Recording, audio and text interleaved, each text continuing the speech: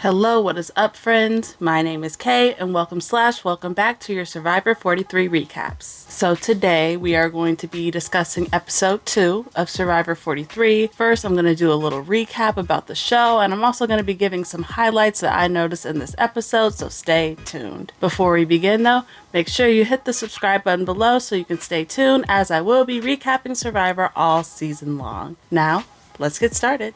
So this episode is going to start off with the Baka Tribe coming back after the last tribal council. Owen is thanking everybody for saving him and not voting him out, and they all start to talk about teamwork and building a strong tribe and getting work done and yada yada yada, all that good stuff. Later that night though, we're gonna see that a big storm comes in and just completely ruins everything. Their fire's damn near out, everything gets washed away, and this tribe is left looking miserable, especially Gabler. In fact, we get this whole clip about how absolutely tired and worn out Gabler is, and that makes me really start to worry about his longevity in this game. I'm just really starting to get this feeling that something bad is going to happen to him. I don't know, maybe he gets voted out next, maybe it's a medevac, I don't know, but I don't think it's looking too good for him personally. I do find it funny though, how it's only day 3, yet Gabler is damn near about to pass out.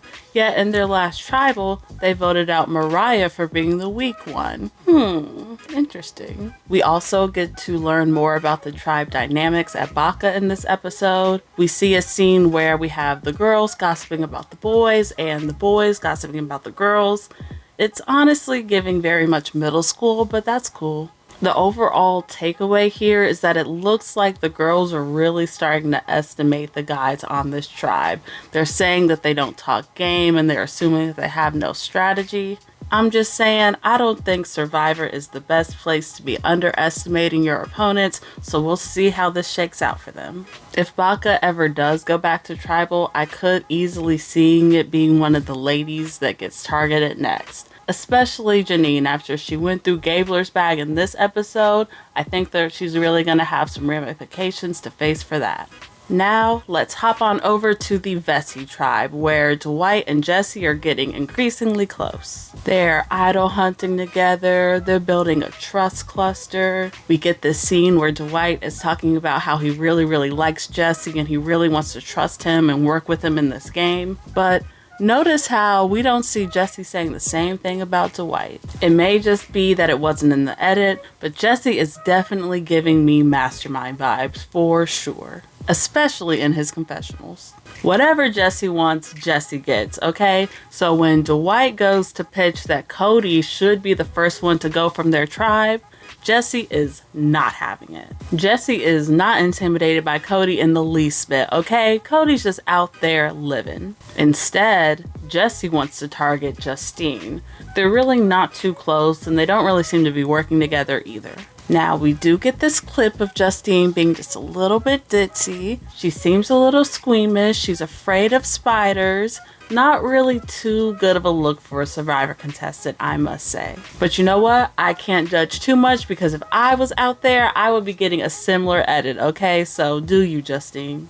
Now, let's head on over to the Coco Tribe, who is living large after winning both challenges in the last episode. Now, if you remember, this tribe was kind of divided by gender a little bit. The girls were on one side, the boys were on the other side, you know the vibes. But Karla and James were able to navigate both sides and they kind of had prime spots in the middle. Now, on this tribe, Gio and Ryan seem to be the ones that are particularly close. If you remember the last episode, they had to do that digging punishment together. And now in this episode, they're going almond picking together. How cute. I love this. I love their little bromance. But you know who doesn't love this bromance? Karla. Karla is going to take note of these two bonding and she's not going to like it one bit. Now, my girl Karla seems like a real go-getter, so I wouldn't be surprised at all if somewhere down the line she tries to split up this little duo of Ryan and Gio. Other than this news though, we don't get too much from the Coco Tribe in this episode. So now we are off to the first challenge, and this one is going to be for immunity and reward. I have to say, y'all, I love this challenge, okay? I loved watching everybody's strategy for taming the snake, especially Cody's. Cody trying to just wrestle it down. But in the end, as we saw, the Vessi Tribe is going to end up losing and will be heading to Tribal Council next. Back at the Vessi camp, right off the bat, it looks like Nneka is being targeted because of her performance in the challenge. It's mainly the other girls, Justine and Noelle, that are looking to target her, but little do they know, Nneka's been working her social game around there. She's super duper tight with Cody, and more importantly, Jessie too. And remember what I said, whatever Jessie wants, Jessie gets. So right now, it's looking like Justine, Noelle, and Dwight all want to target Cody, but remember, Dwight doesn't have his vote. And on the other hand, Nneka, Jessie, and Cody all want to target Justine, but they all do have their votes. The math is mathing so far. Things are going to get a little bit messy though when Cody decides to go idol hunting. He's out there searching for a while and is honestly about to give up when he notices an advantage sitting right there on the stump. Now, this didn't surprise me at all because Cody pretty much checks off all the marks for the typical idol finder. In fact, I wouldn't be surprised if he found something else before he left. Cody ends up finding the same beware advantage that we've seen in prior seasons. The rules are, if you open it, you must do what it says or else you lose your vote. And of course he opened it. Of course he does. It's so freaking tempting, especially for a first time player. And this beware advantage is a fun one. Basically, Cody must convince each of his tribe mates to hand over their personal little bead trinket thing that the show gave them as a gift. And if they all hand it over to him, then the beads completed make up an idol. And the kicker is he must do this before their next tribal council or else he loses his vote, so he doesn't have much time. I have to say, I love stuff like this. I love where they have to sneak over to other people's camps or they have to grab something in the middle of the challenge, or when you have to use your social skills to convince your enemies to give you their jewelry. I love it. This is fun. But as fun as it is for me, of course, Cody immediately regrets this decision. With the help of his friends, he hatches this genius plan to use this homemade hat that he made for himself as an excuse to ask people to give them the beads. He's asking everyone to contribute to the hat project, and surprisingly, everyone is down. Well, everyone except for Noelle. Pretty! I made a bracelet.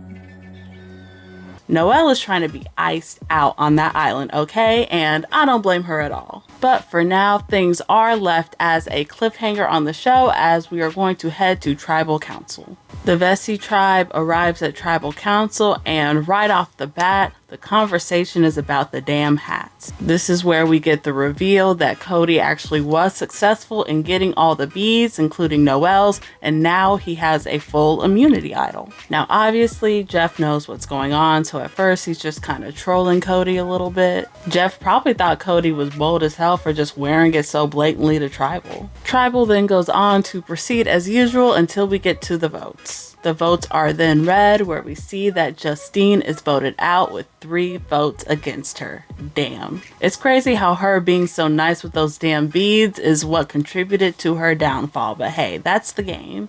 I think Jessie came off looking like the ringleader here, and I feel like things are going to get pretty sticky for the Vessi Tribe after this. Of course, I'm interested to know, what did you all think of this episode? Do you think voting out Justine was the best move for this tribe? Let me know in the comments below. Right now, I mainly have my eye on Elie, Owen, Jessie, and Karla. I think they're all going to be pretty big players this season, and I think they're going to be making some important moves, so I'm really excited to see how the game shakes out for them. I'm super excited to see the next episode and to see how tribe dynamics will continue to grow as we push along in this season. I will talk to you all later, but until then, peace.